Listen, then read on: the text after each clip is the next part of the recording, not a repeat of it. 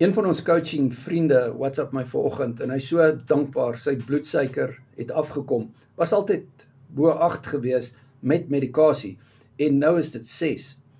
En dit is sommer baie vinnig wat dit gebeur het toe hy nou die Carnivore begin doen saam met die coaching. Hy sê vir my ook dat sy hartlywigheid is weg.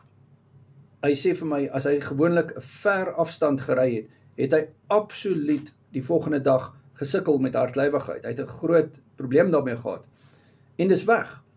Inteendeel, die maag is ongelooflik los. Hy is so dankbaar daaroor. En dit is hierdie klein goedjies wat mens net as vanselfsprekend aanvaar, wat reg is as jy Carnivore doen. Nee, dit is nie vanselfsprekend nie. Daar is mense wat met probleme sukkel, wat by Carnivore uitkom, en dan kry hulle oplossings soos Carnivore, maar jy moet dit reg doen, en ek is so trots op hierdie coaching vriend van my, en baie dankie vir jou getuienis, groot waardering. Ons het Mindset 32 gehad, gisteraand kragtige getuienisse daar gehad, en my nommer is in die bio, Carnivore Keto Word Coaching.